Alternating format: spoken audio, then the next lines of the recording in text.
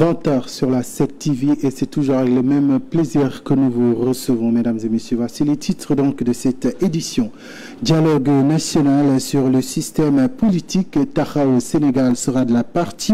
Son leader Khalifa Ababacar Sall en a fait l'annonce ce dimanche en conférence de presse. Il a insisté sur l'inclusivité du processus et la décrispation de l'espace politique.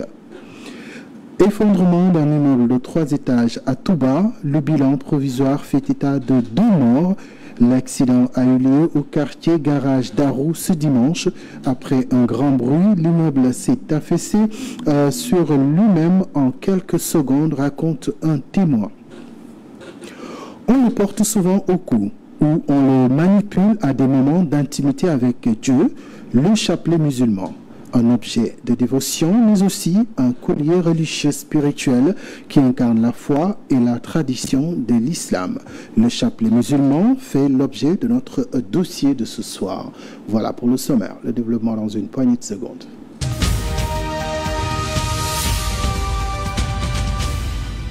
Bonsoir à toutes et à tous. Si vous nous rejoignez, Dialogue national, Khalifa Ababacar Sall lève le voile sur la position de son mouvement en conférence de presse ce dimanche au siège de Taxawu Sénégal. L'ancien maire de Dakar a fait savoir que lui et son mouvement politique prendront part à ce dialogue organisé donc par le président de la République et qui aura lieu le 28 mai 2025. Je vous propose un extrait de sa déclaration tout à l'heure. En décidant, sous l'accord de ses bases politiques, de prendre part au dialogue national prévu le 28 mai, la plateforme Taxawu Sénégal réaffirme avec constance sa volonté inébranlable de placer l'intérêt supérieur de la nation au-dessus de toute considération partisane.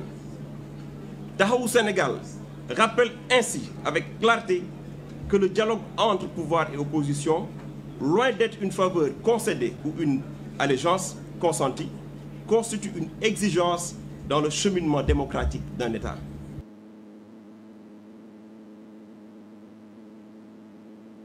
Déclaration lue donc par Cheikh Issa Samb, maire de Yoff et non moins membre de Taxawu Sénégal. Le compte rendu donc de cette rencontre avec la presse vous sera proposé dans nos prochaines éditions avec Pape Bondagay qui a pris part donc à la rencontre.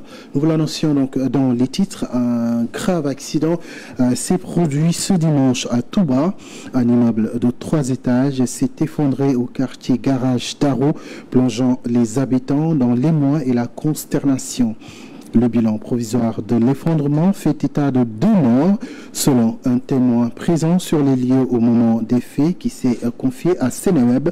Plusieurs personnes se trouveraient à l'intérieur du bâtiment au moment de l'accident. On a entendu un grand bruit et en quelques secondes, l'immeuble s'est affaissé lui-même, raconte-t-il encore sous le choc. Aussitôt alertés, les sapeurs-pompiers se sont déployés en urgence pour tenter de retrouver d'éventuels survivants sous les décombres.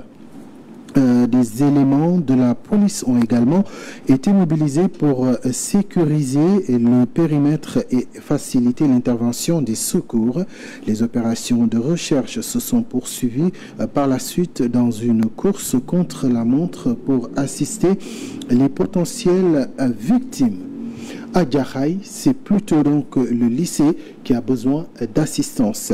L'établissement fait face à des problèmes environnementaux et hygiéniques qui freinent l'accès à une meilleure condition d'apprentissage. Un cri de cœur est donc lancé par le conseil départemental en marge de la célébration de la journée d'excellence. Voici la réaction de Babacar Gueye. Il est le président du conseil départemental de Keur-Massar. Il est au micro de Bakary Cissé.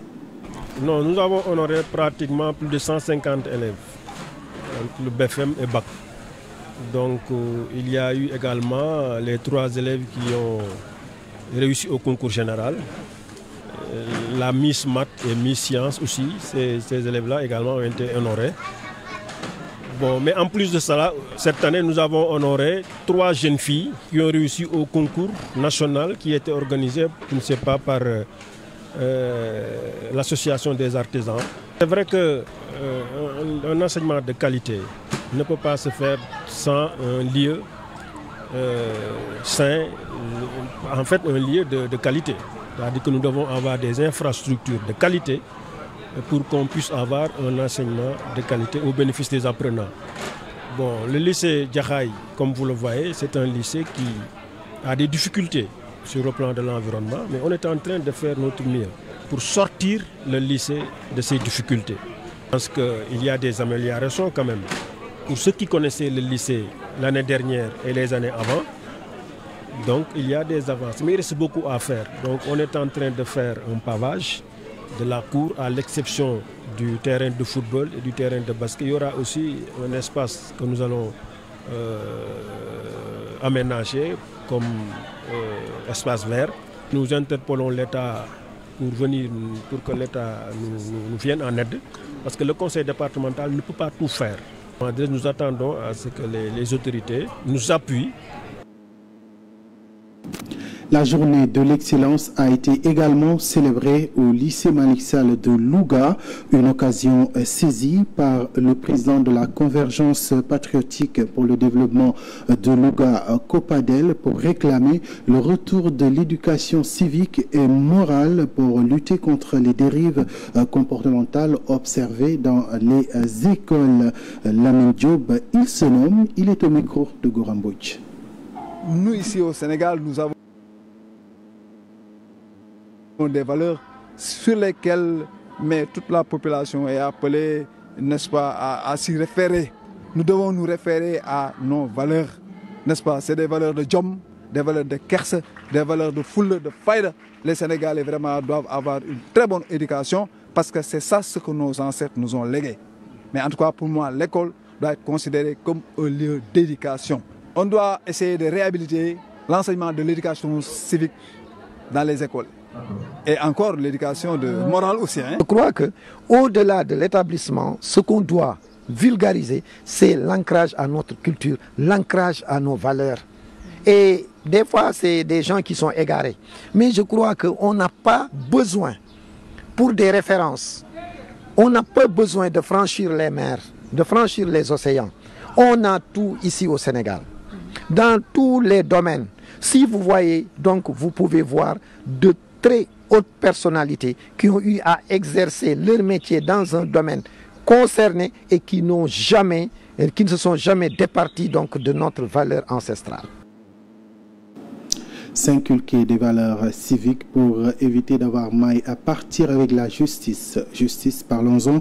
Convocation de Mansour Faye ce lundi devant la Haute Cour de justice. Association de malfaiteurs. Conclusion, corruption, prise illégale d'intérêt, faux et usage de faux en écriture privée, entre autres chefs d'accusation.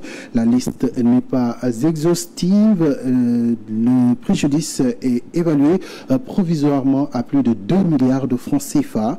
Qui est Mansour Faye et qu'est-ce qu'il attend demain après son face-à-face avec la Haute Cour de justice? Oumar Thiam nous explique. Né le 16 mai 1965, Amadou Mansour Faye est diplômé en génie mécanique. Il a occupé plusieurs postes ministériels sous le régime précédent. Ministre de l'Hydraulique et de l'Assainissement du 6 juillet 2014 au 5 avril 2019. Ministre du Développement communautaire, de l'équité sociale et territoriale du 7 avril 2019 au 1er novembre 2020. Puis ministre des Infrastructures, des Transports terrestres et du Désenclavement du 1er novembre 2020 au 2 avril 2024. Par ailleurs, il est maire de la ville de Saint-Louis depuis 2014. Ce lundi 26 mai, Mansour Faye sera auditionné par la commission d'instruction de la Haute Cour de justice dans le cadre de l'enquête sur la gestion des fonds alloués à la lutte contre la Covid-19.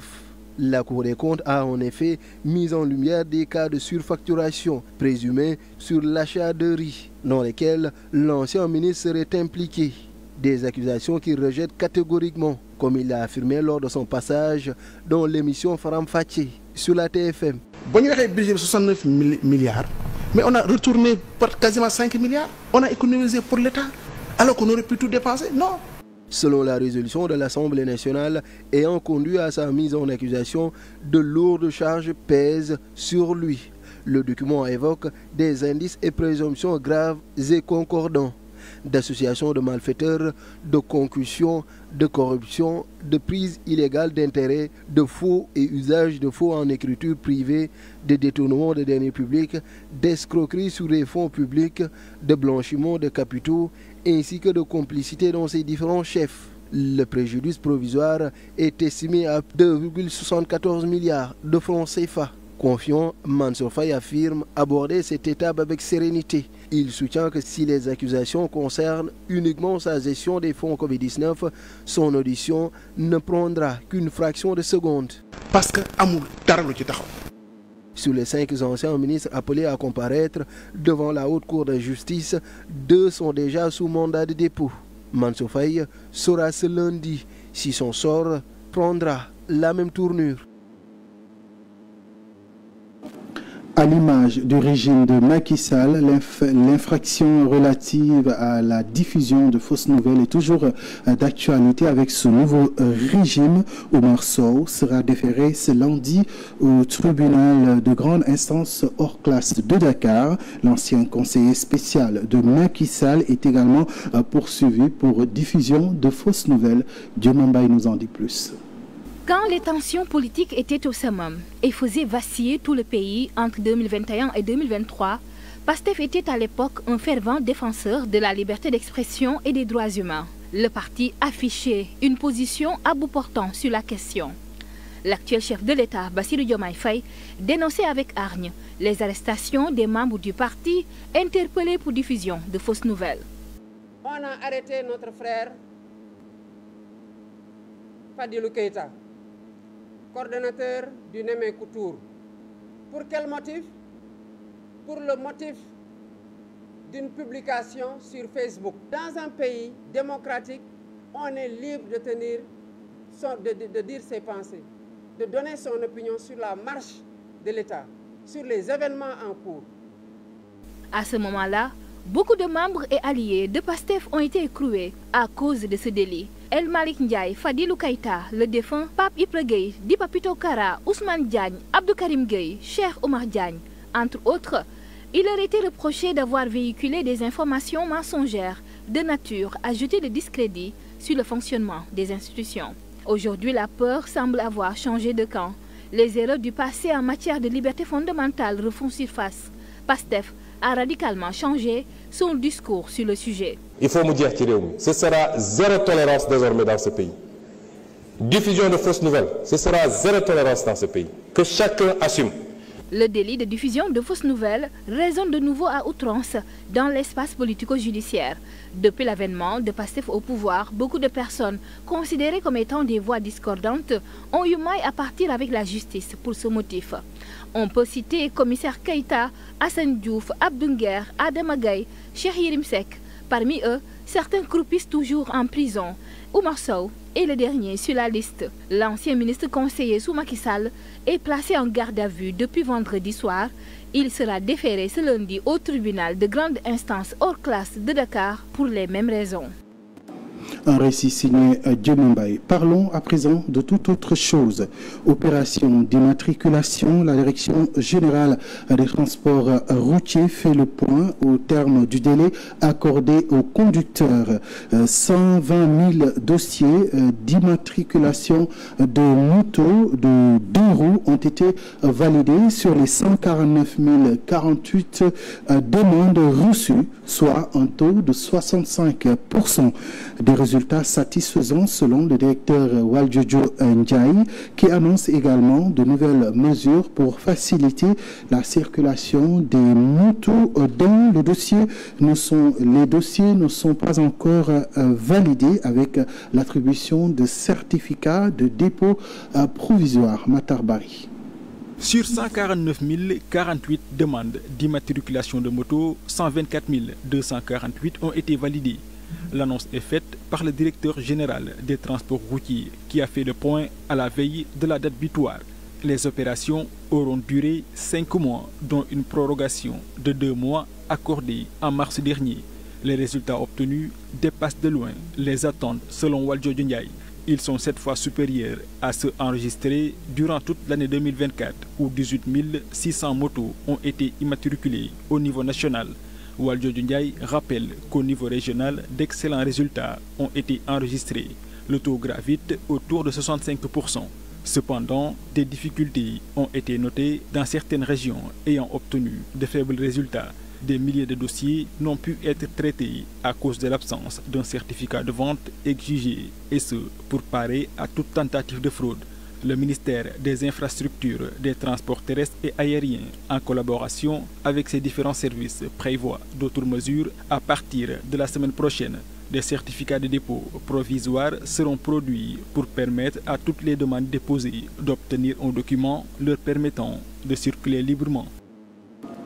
On en arrive à présent au dossier de ce soir qui s'intéresse au chapelet musulman. En plus d'être un objet de dévotion, le chapelet est aussi un collier religieux spirituel qui incarne la foi et la tradition de l'islam.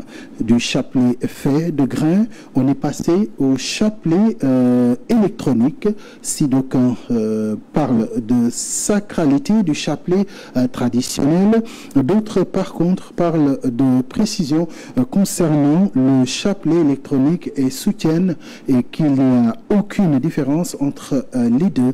Ce dossier porte la signature de Moussa Mané, Papistem et Pape Mendy.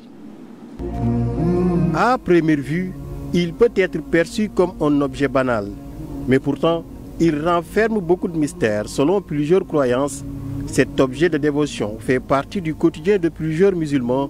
Il est aujourd'hui très prisé par de nombreux religieux pour des raisons multiples. Avec l'évolution, les gens ont jugé utile de créer des chapelets de ce genre. Le but, c'était de ne pas se tromper durant le décompte, parce que du temps du prophète, c'était avec des pierres.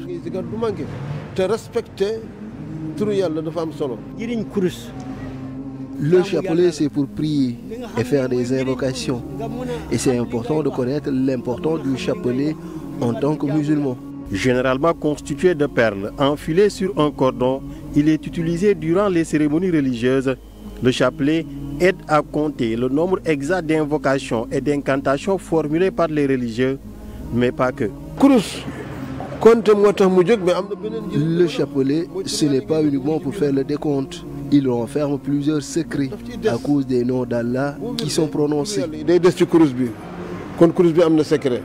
sa yéene bopp li nga yéene ak li ñu lay digal nga di koy waxee foofu la kurus amee njëriñ.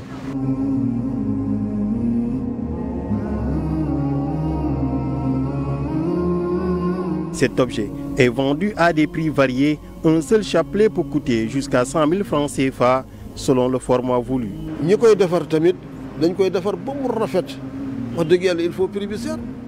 Ceux qui fabriquent les chapelets l'embellissent de telle sorte que cela puisse attirer les fidèles. Donc c'est normal que parfois ça coûte cher. Un chapelet peut coûter 100 000 francs, d'autres 75 000.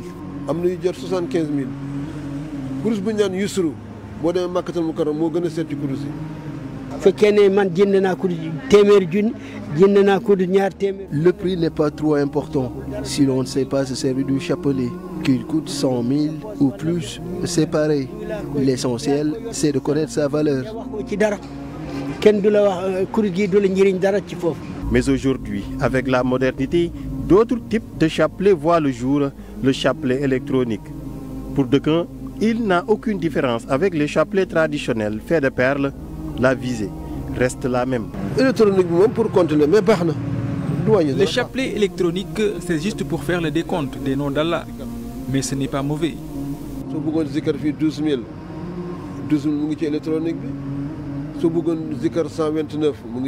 Mais de préférence, le chapelet traditionnel est meilleur parce qu'il renferme tous les noms d'Allah. Mais bii moo gën parce que bii nee naa la allahuma moo fi nekk allahu moo fi nekk.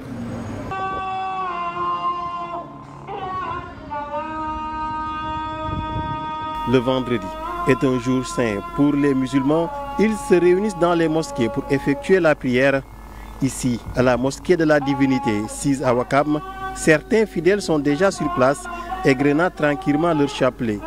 Les adeptes de la modernité, quant à eux, utilisent la version électronique. Pour moi, il n'y a aucune différence. Juste que le chapelet traditionnel te rend encore plus responsable. En plus, c'est plus facile par rapport au comptage. Avec les chapelets traditionnels, on peut se tromper si on ne fait pas attention, contrairement aux chapelets électroniques. Mais je pense que faire le décompte traditionnel ou numérique, c'est du pareil au même.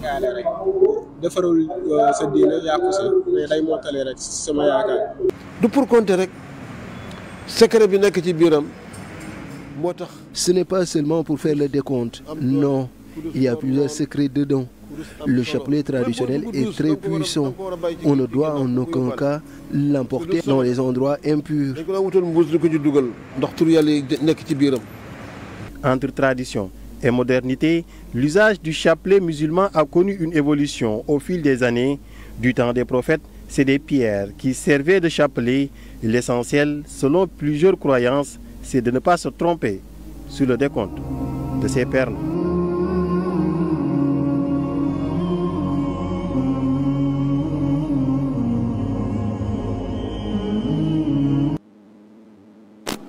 À présent, une note hors de chez nous avant de nous quitter. Une attaque terroriste s'est encore produite ce 24 mai 2025.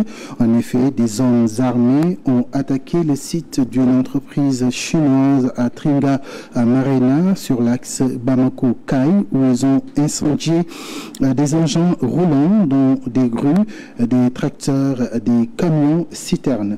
Cette énième attaque a eu lieu à environ 80 km de Kai et 180 km de Kidira, juxtant ainsi la frontière sénégalaise.